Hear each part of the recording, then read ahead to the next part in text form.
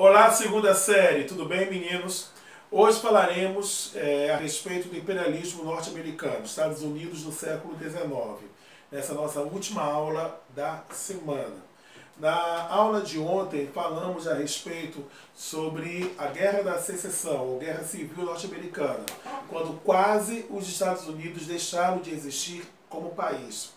E aí vem a chamada ironia da história. Quem poderia imaginar que depois de um processo que quase pôs fim à União Norte-Americana, os Estados Unidos eles iniciariam o processo de dominação sobre o restante do continente americano. Não a dominação no sentido de anexação de territórios, mas utilizando seu poderio econômico e sua influência cultural, os Estados Unidos eles ditariam as normas da América Latina, transformando a América Latina no seu quintal, coisa que acontece até os dias de hoje. É bem verdade de que no século XIX os Estados Unidos não tinham influência sobre o continente americano como eles passaram a ter após a Segunda Guerra Mundial, após o ano de 1945. Mas as raízes, os alicerces, a fundação do imperialismo norte-americano ou imperialismo yankee na América Latina começam a ser formados, começam a ser forjados no século XIX. Então, vem comigo, vamos lá. Uma coisa que nós vamos resgatar do que vocês estudaram no Fundamental Anos Finais, quando vocês estudaram no 8º ano, a gente vai estar resgatando, é a chamada doutrina Monroe. A doutrina Monroe ela foi estabelecida pelo presidente James Monroe, presidente dos Estados Unidos, no ano de 1824. E que consistia a doutrina Monroe? Prestem muita atenção. O pessoal só lembra da frase América para os americanos. Mas nós temos que entender o contexto que margeou, ou melhor dizendo, que envolveu a formulação dessa política externa norte-americana.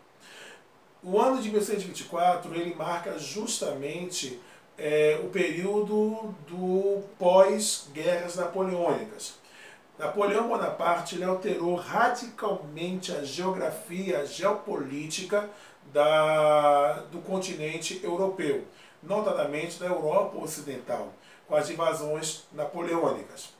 Então, as ideias da liberté, l'égalité, fraternité, as ideias da Revolução Francesa, elas passaram a se espalhar por vários países do continente europeu. Napoleão Bonaparte ele procura determinar ou estabelecer a hegemonia da França sobre os outros países da Europa Ocidental, bagunçando com as fronteiras que até então estavam cristalizadas e estabelecidas lá na Europa Ocidental. Napoleão ele é derrotado em 1815, na Batalha de Waterloo. Para evitar que novos Napoleões pudessem surgir, a Inglaterra e outros países conservadores, eles criaram a chamada Santa Aliança, que nós já vimos a respeito da Santa Aliança. Nós estudamos, foi um dos primeiros assuntos que nós estudamos nesse ano letivo de 2020. Estão lembrados? Logo no início da primeira etapa? Beleza. E aí nós vimos que a Santa Aliança ela trabalhava com vários princípios, entre os quais os princípios da restauração e da legitimidade.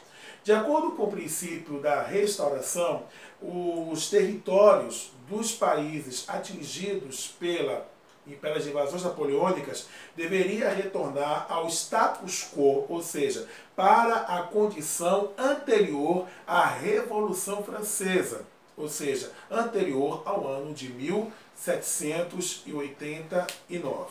Está dando para compreender a segunda série? Seguindo. No caso da legitimidade, só seriam reconhecidos os governos que fossem governos cujas dinastias reinavam nesses países no período anterior à Revolução de 1789. Aí vocês podem perguntar, mas professor, o que é que isso tem a ver com o continente americano? Tem a ver o fato de que os países como, por exemplo, Portugal, Espanha. Esses países, eles tinham possessões coloniais em território americano. Eu não digo no caso da Inglaterra em relação aos Estados Unidos, porque a independência norte-americana ela aconteceu antes da Revolução Francesa. O processo de independência dos Estados Unidos estoura no ano de 1776. E ela é concluída por volta do ano de 1781. E aí no ano de 1787 nós temos a aprovação da Constituição norte-americana, certo? E aí 2 anos depois da aprovação da Constituição dos Estados Unidos é que vem a Revolução Francesa. Tá dando para entender até aí, turma? Posso seguir? Vamos lá. Beleza.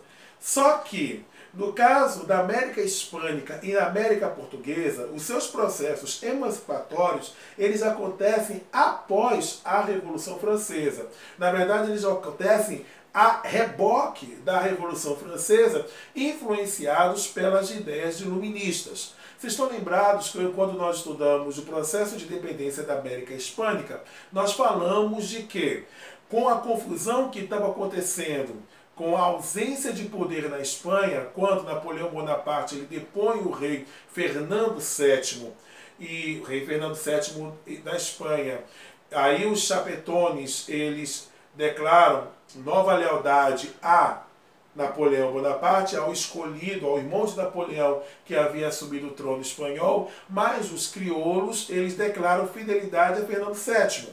E aí nós vimos que, na verdade, essa pseudo-fidelidade a Fernando VII nada mais era do que a justificativa encontrada pelos crioulos para tentar assumir o poder nas colônias, nas possessões coloniais espanholas no continente americano.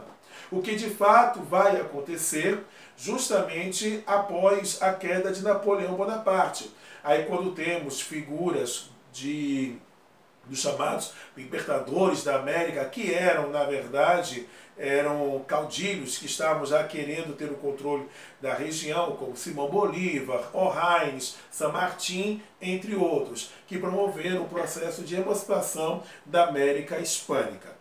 No caso da América Portuguesa, nós vamos observar que há uma tentativa de manter a unidade territorial, como nós estudamos quando vimos o processo da independência do Brasil, que prevalece a ideia de José Bonifácio e dos conservadores, daqueles chamados grupos dos moderados, ao contrário, em contraposição à ideia dos exaltados liderados por Gonçalves Lero, que queria a República do Brasil, enquanto os moderados, coordenados por Bonifácio, queriam a manutenção de um regime monárquico, de preferência sob liderança da dinastia dos Bragança. O fato é que, com a Santa Aliança, havia-se o receio de que os países como Portugal e Espanha exigissem a volta das suas antigas colônias para o controle das suas antigas metrópoles. Então, naquele momento, a Santa Aliança ela representava uma ameaça aos processos emancipatórios que estavam acontecendo na América Latina, não somente na América Hispânica, mas também na América Portuguesa. Havia esse risco, esse temor dessa restauração. Então, no caso, é por isso que demorou que Portugal reconhecesse a independência do Brasil, que só fez isso 3 anos depois da declaração da nossa independência. E mesmo assim Portugal só o fez mediante pressão da Inglaterra. Interessante, a mesma Inglaterra que fazia parte da Santa Aliança, mas ela estava interessada em ter acesso aos mercados consumidores na América Latina. E esse acesso ao mercado consumidor perpassava obrigatória e necessariamente pelo reconhecimento de independência dos novos países que estavam sendo formados na região. Então, no caso, a Inglaterra bateu de frente, segundo a série, com o princípio estabelecido pela Santa Aliança, certo? Mas os Estados Unidos, que estavam em franco processo de industrialização, provavelmente os estados nortistas, para eles, a Inglaterra, querendo ter o controle, a primazia das relações comerciais com os novos países latino-americanos, ameaçava os interesses da burguesia nascente nos Estados Unidos. Então, para não ficar na cara a segunda série, para não ficar explícito de que eles estavam interessados nas relações comerciais ou ter um monopólio comercial com as novas repúblicas, com os novos países que estavam surgindo na América Latina, veio a ideia de que qualquer interferência ou qualquer intervenção dos países da Santa Aliança seriam considerados interferência nos assuntos internos dos Estados Unidos. Logo, seria considerado um ato de guerra contra o governo dos Estados Unidos. A doutrina Monroe, na teoria, dizia que os Estados Unidos iriam proteger os novos países americanos, tá certo? Sejam as repúblicas oriundas da antiga possessão colonial espanhola, seja o Império Brasileiro, que naquela época era o único império, o único país que havia adotado a monarquia. Depois México também adotaria a monarquia, mas o fato é que esses novos países que estavam surgindo, eles seriam protegidos pelo nosso Big Brother, pelo nosso grande irmão do norte, pelos Estados Unidos. Quem olha assim, nesse primeiro momento, diz assim, que bonito, que coisa linda, cuti-cuti de papai do céu, essa preocupação dos Estados Unidos com a América Latina, querendo nos defender das potências coloniais da Europa. Rapaz, conversa para boi dormir. Porque, na verdade, o que os Estados Unidos queriam era eles terem o controle dos territórios, pelo menos em termos econômicos e políticos, dos novos países, das novas nações que estavam surgindo na América Latina. Por isso a expressão, pode passar, a América para os americanos do norte. Esse do norte, gente, pelo amor de Deus, você não vai encontrar esse do norte lá na doutrina Monroe, não. Esse do norte foi o adendo colocado por tio Márcio, tá certo? Fui eu que botei essa coisa do norte aí. Então a América para os americanos, na verdade, para os americanos do norte. Porque essa concepção do pan-americanismo, a América apenas para os americanos, a união dos povos americanos no objetivo de desenvolverem de forma conjunta, de forma mútua, sem interferência de povos de outros continentes, era conversa para boi dormir. Só Simão Bolívar que acreditava nessa história, tá certo? Na prática, a ideia do pan-americanismo, que foi reforçada pela doutrina Monroe, já eram os indícios do imperialismo estadunidense, imperialismo norte-americano. Eles não aceitariam interferência da Inglaterra e de outros países europeus, mas eles não viam problema nenhum em eles, Estados Unidos, interferirem nos assuntos internos, interferirem no estilo de vida, interferirem na economia dos países localizados ao sul do Rio Grande, os países da América Latina. Pode seguir. E aí vocês estão lembrados da bendita frase do presidente mexicano Porfirio Díaz, que nós falamos na nossa aula de segunda-feira, na expansão territorial norte-americana? Relembra aí com o tio Márcio. Pobre do México, tão longe de Deus, tão perto dos Estados Unidos. Tá certo? Vamos lá. Prova da doutrina desse imperialismo yankee foi o que aconteceu em relação a Porto Rico e Cuba. Os Estados Unidos, olha a malandragem dos americanos. Eles chegaram e estimularam o processo de independência política de Porto Rico e Cuba. Nesse processo, nesse estímulo que eles fizeram, eles bateram de frente com a Espanha. E aí aconteceu a chamada Guerra Hispano-Americana. Nessa Guerra Hispano-Americana, que teoricamente ela aconteceu porque um navio americano sofreu um atentado no porto de Havana, Tá certo? Essa foi a justificativa oficial. Mas na prática, os Estados Unidos estavam doidos para poder entrar na briga contra a Espanha, porque eles queriam tirar Porto Rico e Cuba da órbita de influência dos espanhóis. E aí teve a guerra, a Espanha tomou uma surra, quebrou a cara, se lascou feio. Tá certo? E o resultado, meninos, foi que com a derrota da Espanha na guerra contra os Estados Unidos, os espanhóis, eles perderam, preste bem atenção, eles perderam Cuba, porque Cuba virou país independente, perderam Porto Rico, que virou país independente, perderam as Filipinas, que virou colônia dos Estados Unidos. Oxente, colônia dos Estados Unidos, professor. Colônia dos Estados Unidos, mais uma ironia da história.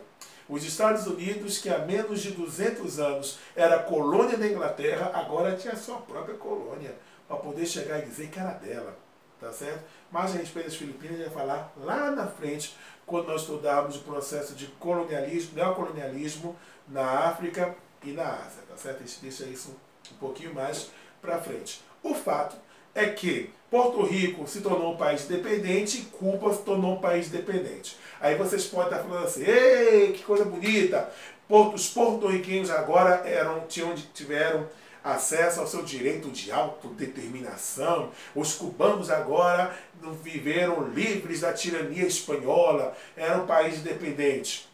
Meninos, acordem, mentira. Porque, na verdade, eles saíram de uma arapuca para entrar na outra. Foi apenas mudança de dono, sob nova direção. Sai o dono, a dona Espanha, e entra a Estados Unidos. Aí você fala, oxe, professor, mas Porto Rico não se tornou um país independente? Não, porque quando Porto Rico acabou de se tornar independente da Espanha, os Estados Unidos anexaram Porto Rico ao seu território. Calma, deixa eu explicar. Não foi bem uma anexação no sentido de transformar Porto Rico em um dos estados dos Estados Unidos. Não. Para disfarçar, eles colocaram o status de Estado associado. Ou seja, teoricamente falando, Porto Rico é um país independente. Teoricamente. Só que quem cuida da defesa de Porto Rico? Forças Armadas dos Estados Unidos. Qual é a moeda de Porto Rico? O dólar americano. Quem é que cuida da economia de Porto Rico? Estados Unidos. As leis que prevalecem em Porto Rico é de quem? Estados Unidos. Quem é que nomeia o presidente de Porto Rico? Congresso americano. Ou seja, Porto Rico faz parte de quem? Dos Estados Unidos. E Porto Rico tem uma desvantagem, gente. Faz parte do território dos Estados Unidos, quer dizer, está associado aos Estados Unidos, mas, por exemplo, não tem direito a nomear representantes no Congresso americano. Ou seja, não existe deputado, nobre deputado do grande Porto Rico na Câmara dos Representantes. Não existe senador de Porto Rico lá no Congresso dos Estados Unidos. Porto Rico nem é representado no Poder Legislativo Federal americano. E Cuba? Bem, Cuba tinha virado país independente. Só que os Estados Unidos disseram o seguinte, olha, eu ajudei vocês a se tornarem independentes, beleza? Agora eu só quero que vocês façam uma coisinha por mim. Aí os cubanos perguntaram, o quê? Só quero que vocês botem assim, apenas uma coisa de nada, uma besteirinha na Constituição de vocês. Uma besteirinha. Só botem assim uma pequena emenda dizendo o seguinte, olha a emenda, que vocês autorizam os Estados Unidos a intervirem, a invadirem o território cubano todas as vezes que os interesses americanos estiverem sendo ameaçados em Cuba. Professor, o senhor está brincando com a gente, está tirando onda com a nossa cara. Não, não estou tirando cara de vocês e não estou brincando com vocês, estou falando sério. Aí você fala assim, mas Cuba não aceitou isso. Aceitou. Porque ou aceita, ou aceita. Ou aceita, ou aceita. E naquele momento, ou Cuba aceitava a chamada emenda Pratt, ou Cuba seria completamente invadida e seria anexada ao território dos Estados Unidos. Então, com isso, os cubanos eles aceitaram a emenda Platt. E aí, gente, Cuba virou casa da mãe Joana. Bastava acontecer qualquer tipo de problema, um desacordo entre uma empresa dos Estados Unidos e o governo cubano, que imediatamente o governo de Washington invocava a emenda Platt e daqui a pouco, olha os marines, olha os fuzileiros navais americanos invadindo Cuba, derrubando o presidente de plantão, tá certo? E colocando um governo pró-Estados Unidos, Bolsonaro, um governo pró-Estados Unidos no meio. Tá certo? Já perceberam, já sentiram o negócio, sentiram o drama direitinho. Pois bem, gente, e isso ficou em Cuba, por isso a terminologia República das Bananas, tá certo? Que foi um termo pejorativo criado na política dos Estados Unidos para se referir aos governos, entre aspas, independentes latino-americanos que sempre eram alterados a bel prazer, ao gosto do governo dos Estados Unidos. E Cuba só vai ter uma mudança de postura, a emenda Platt só vai cair, sabe quando, turma? Em 1959, quando acontece a Revolução Cubana e Fidel Castro assume o poder em Cuba. E aí é outra história, que quando a gente estudar a Guerra Fria, nós vamos ver isso direitinho lá no final desse ano ou no ano que vem na terceira série. Seguindo. Além da doutrina Monroe, nós temos a chamada política do Big Stick, que é a palavra inglesa para grande porrete. Tá? Theodore Roosevelt ele governou os Estados Unidos no período de 1901 a 1909. E aí ele utilizou essa política do grande porrete, ou seja, a política da surra, em relação à América Latina. Tá certo? Promovendo intervenções militares, tentando aliar diplomacia, ou seja, a conversa, o fale manso, e caso o governo daquele país não tivesse entendido a língua dos Estados Unidos, sai a diplomacia e entra a intervenção militar. Então a política do Big Stick de Theodore Roosevelt, do presidente Ted, tá certo? Que os americanos consideram Ted Roosevelt até hoje como aquele ursinho. Porque o urso Ted, aquele urso de pelúcia Ted, que até tem dois filmes que falam a respeito dele, o urso Ted é uma homenagem a Theodore Roosevelt, porque ele foi que criou os primeiros parques nacionais nos Estados Unidos.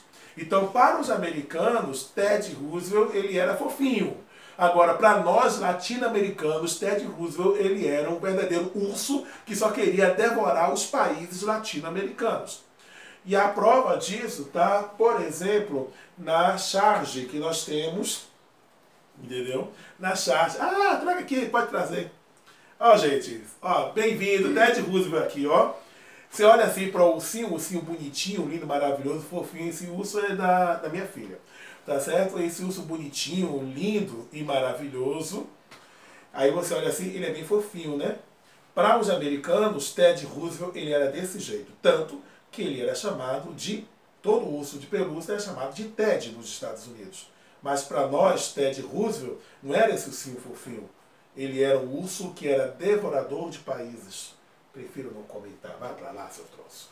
Entendeu? Fale manso e use porrete. Próximo. E aí tem uma charge que é bem interessante, é uma crítica aqui. Tá vendo Ted Roosevelt carregando o porrete e ele puxando as ilhas da América Central Insular, mostrando claramente também os navios de guerra que eram utilizados para poder impor a vontade dos Estados Unidos. E o maior exemplo que nós tivemos foi a independência do Panamá. Pode seguir. O Panamá, meninos, era parte do território da Colômbia. Tá certo? Quando a Colômbia se tornou independente, naquele processo da independência da América Hispânica, a Gran Colômbia, etc., a Colômbia ela tinha parte do seu território na América Central. E vocês sabem que a parte mais estreita do continente americano é o Istmo do Panamá, que fica justamente na ligação da América Central com a América do Sul. Assim como estava sendo construído pelos franceses e ingleses, estava sendo construído o Canal de Suez, que liga o Mar Vermelho ao Mar Mediterrâneo, permitindo que ao invés de fazer uma navegação circundando o continente africano para poder chegar ao Oceano Índico e assim ter acesso ao mercado asiático, os Estados Unidos também tinham a mesma pretensão de poder ligar o Porto de Nova York, o Porto Atlântico de Nova York, ao Porto Pacífico de Los Angeles. Antes da construção do Canal do Panamá, um navio que saísse lá da cidade de Nova York, ela teria que passar por todo o continente americano, América Central, América do Sul, atravessar o Estreito de Magalhães, lá no extremo sul da América, para depois subir pelo Pacífico até chegar à Califórnia. Agora, se construísse um canal artificial cortando a América Central, no Istmo do Panamá, a viagem cortaria pela metade, ligando justamente a costa leste à costa oeste americana. Só que o governo da Colômbia não queria a construção desse canal. O que foi que os Estados Unidos fizeram? Apoiaram, forjaram, instigaram os panamenhos a se rebelarem contra o governo de Bogotá. E aí, Bogotá, obviamente, o governo colombiano, ele mandou tropas para sufocar o processo de tentativa de independência. O que os Estados Unidos fizeram? Interviram. Foram apoiar o direito de autodeterminação dos povos dos panamenhos para que eles pudessem se tornar um país independente. Resultado, o Panamá se torna independente, e aí lá vem os Estados Unidos cobrando fatura. E qual seria a fatura? Beleza, ajudei a vocês a se tornarem independentes. Agora, vocês vão ceder uma parte do seu território que ficará sob o nosso controle, onde construiremos o Canal do Panamá. E vamos administrar e gerenciar este canal por tempo indeterminado. Por tempo perpétuo. E ficou assim até 1999, quando os Estados Unidos devolveram o Canal do Panamá para os panamenhos. Sendo que o Panamá tem um compromisso de nunca fechar o canal para o tráfego internacional. Gente, até o nosso próximo encontro.